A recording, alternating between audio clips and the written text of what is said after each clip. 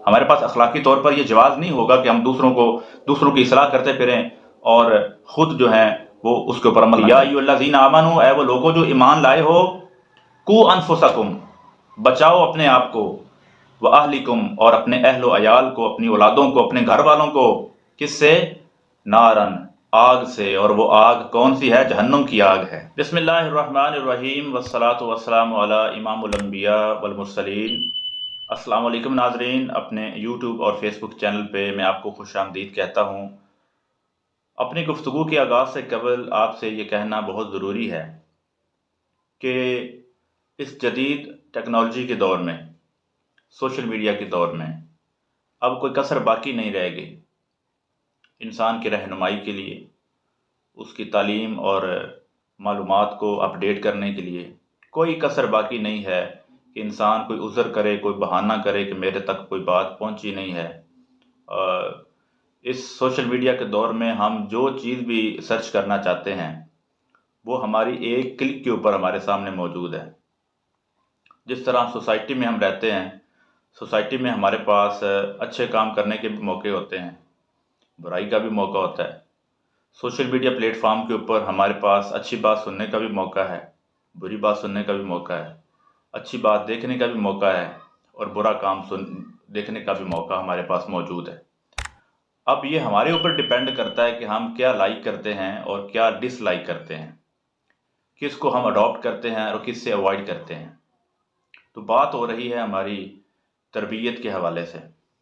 گزشتہ ویڈیوز میں نے آپ کو تربیت کی اہمیت کے بارے میں کچھ عرض کیا تھا، اور آپ سے یہ بھی کہا تھا کہ انشاءاللہ نیکسٹ ویڈیو میں آپ کو بتاؤں گا کہ والدین کی اور اساتذہ کی کیا رسپانسبلٹی ہے تربیت کے حوالے سے۔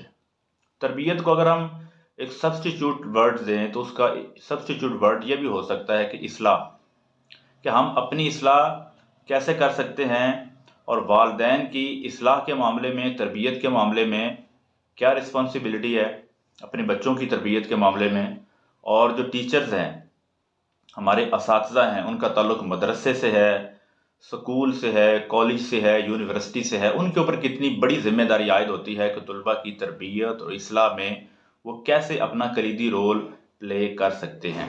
اس میں ہم ایک اور طبقے کو بھی شامل کرنا لازم سمجھیں گے جن کے بغیر ہماری اصلاح مکمل نہیں ہو سکتی۔ وہ ہے ہمارے علماء کرام، مشائخ اعظام، جن کا بڑا اہم کردار ہے ہمارے معاشرے میں، ان کا اثر و رسوخ بھی ہے کہ انسانی معاشرے کی اصلاح اور تربیت میں علماء جو ہیں وہ بھی سینٹرل رول پلے کر سکتے ہیں۔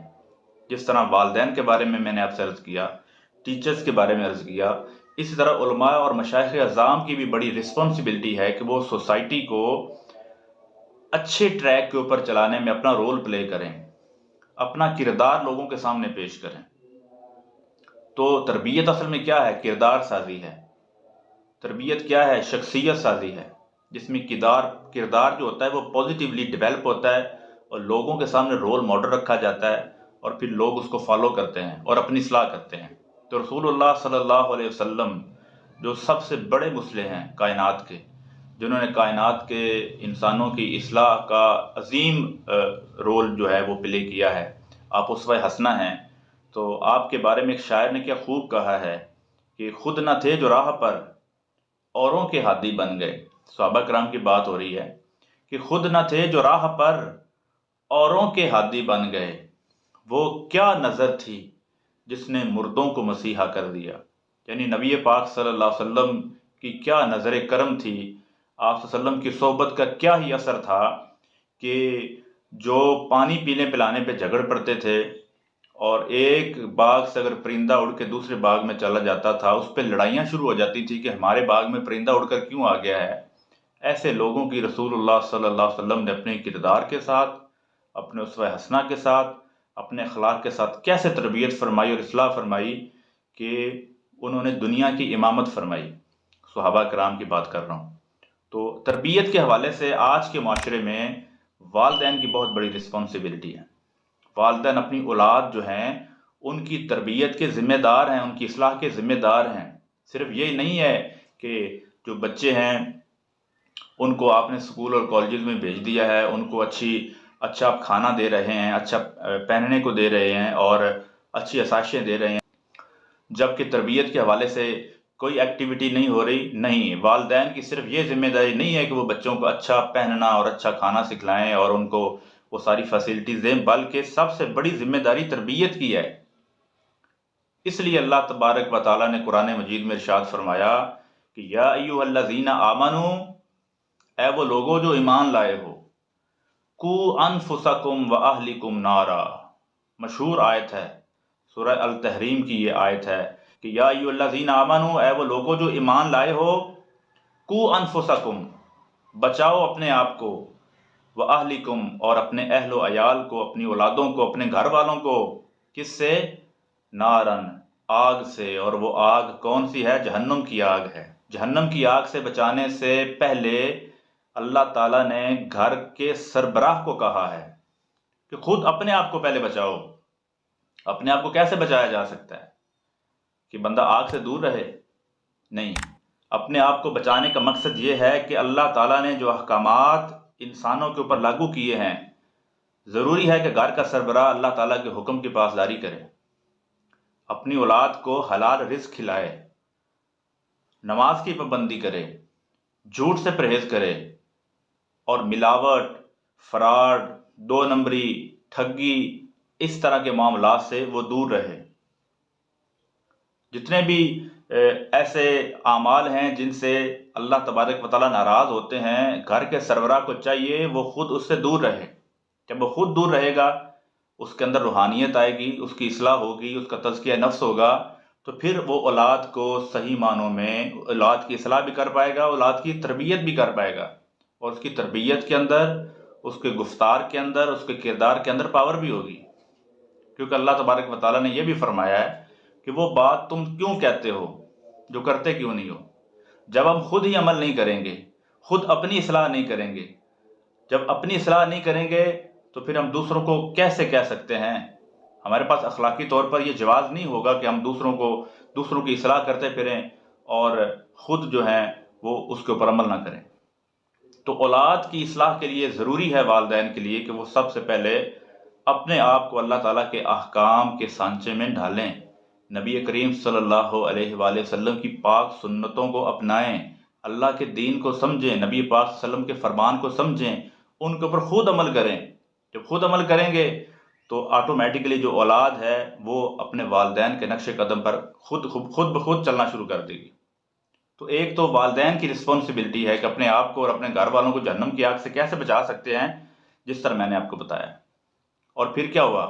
جب وہ خود بچیں گے تو پھر اپنی اولاد کو بھی نماز کی تلقین کریں گے. جب خود نماز پڑھیں گے، خود جھوٹ نہیں بولیں گے تو اولاد کو بھی جھوٹ سے منع کریں گے، خود ملاوٹ نہیں کریں گے تو اولاد کو بھی ملاوٹ سے باز رہنے کا درس دیں گے، اور خود ناپ تول میں کمی نہیں کریں گے تو اولاد کو آٹومیٹیکلی یہ جو ہے یہ تربیت کے بغیر یہ چیزیں اولاد جو ہے اپنے والدین کی ان ایکٹیویٹیز کو، ان اعمال کو خود کاپی کرے گی. اس طرح ایک والدین کی بڑی ذمہ داری ہے کہ وہ اپنے آپ کو صحیح ڈائریکشن میں رکھیں، اپنے آپ کی اصلاح کرتے رہیں، اور اس سے جو اولاد ہے اس کی آٹومیٹکلی تربیت ہو جائے گی.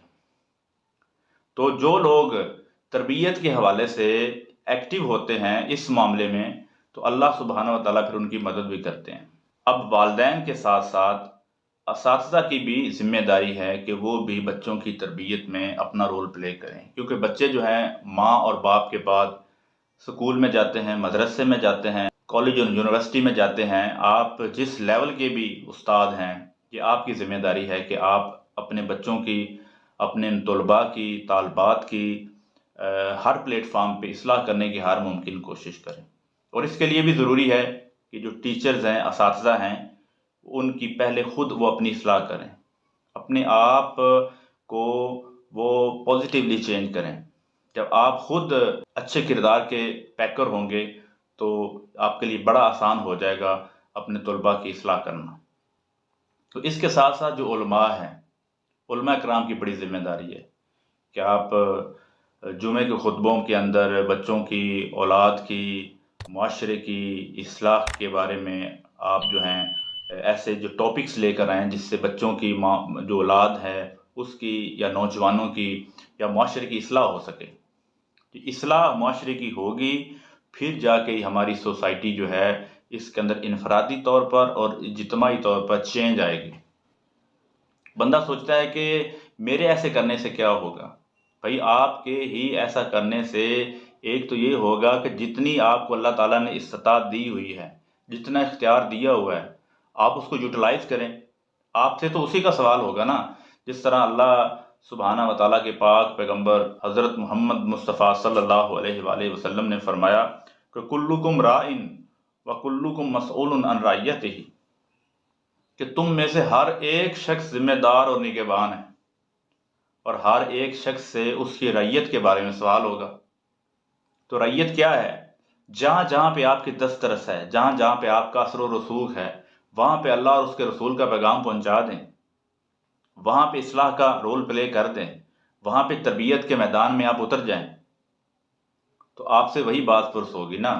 والدین کی ذمہ داری ہے کہ اپنی اولاد کی اصلاح کرے، اساتذہ کی ذمہ داری ہے کہ طلباء کی اصلاح کرے، علماء کی ذمہ داری ہے کہ وہ سوسائٹی کی اصلاح کرے، سوسائٹی کی تربیت کرے، سوسائٹی کے ہر فرد کی تربیت کرے.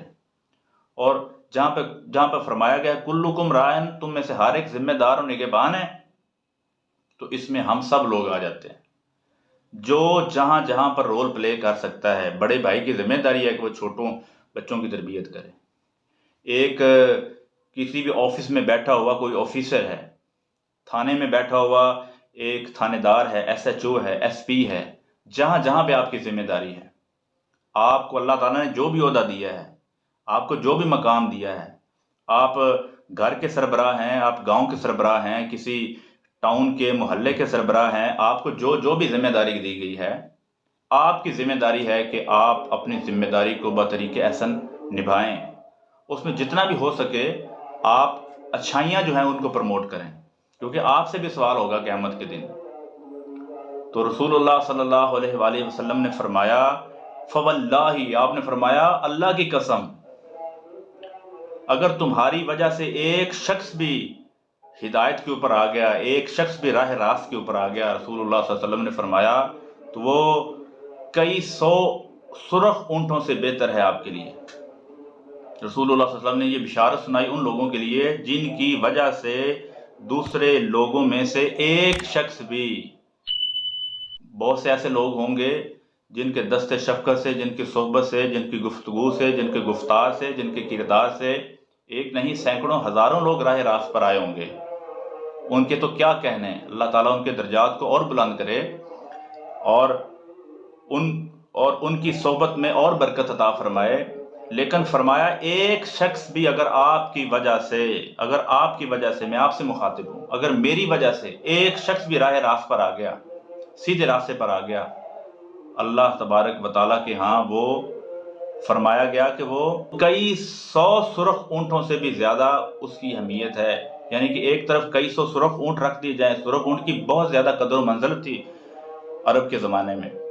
اس کی اگزامپل ہم آج کے دور میں ایک بہت بڑی گاڑی کی صورت میں لے سکتے ہیں. مرسڈیز گاڑی ہے یا ویگو ڈالا ہے یا پجیرو گاڑی ہے یا بہت قیمتی گاڑی ہو، قیمتی سواری ہو، قیمتی اثاثہ ہو، اس سے کمپیریزن کریں، وہ آپ کو سینکڑوں کے حساب سے مل جائیں، لیکن دوسری طرف ایک شخص آپ کی وجہ سے راہ راست پر آ گیا تو اللہ کے ہاں آپ کی بہت بڑی قدر و منزلت ہے. کتنا بڑا کام ہے. اور جو والدین ہیں ان کے لیے کیا نوید اللہ تبارک و تعالیٰ نے کیا خوشخبری سنائی ہے کہ جب کوئی والدین میں سے کوئی فوت ہو جاتا ہے، دنیا سے وہ رخصت ہو جاتا ہے، تو اپنی پیچھے صرف 3 طرح کے اعمال چھوڑ کر جاتا ہے، باقی سارے اعمال اس کے بند ہو جاتے ہیں جس کا ان کو اجر نہیں پہنچتا. 3 اعمال کون سے ہیں جو ایک شخص چھوڑ کر جاتا ہے تو وہ اس کے جاری رہتے ہیں؟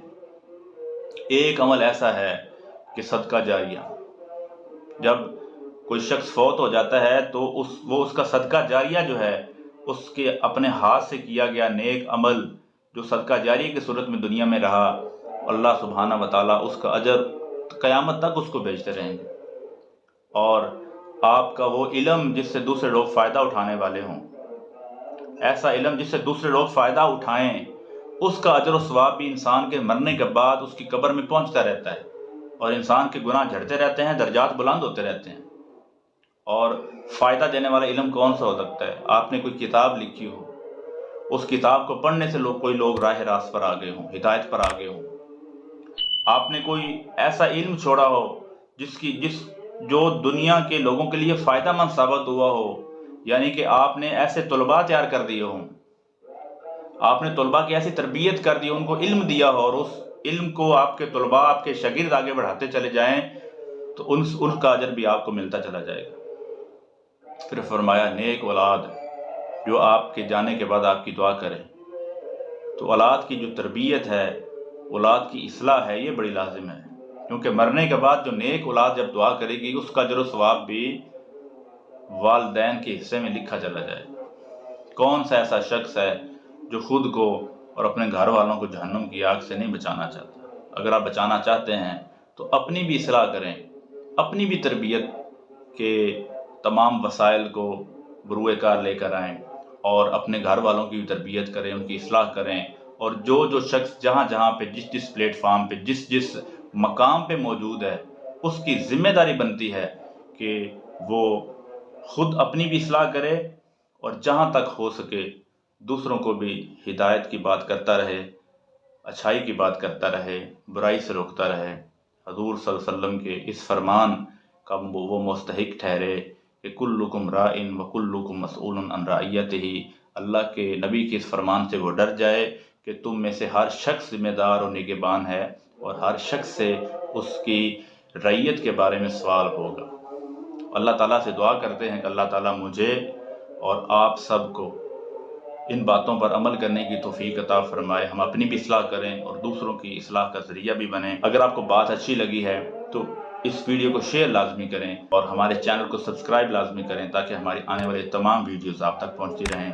منصور احساس کو اسی پیغام کے ساتھ اجازت دیجیے۔ اللہ حافظ۔ السلام علیکم ورحمۃ اللہ وبرکاتہ۔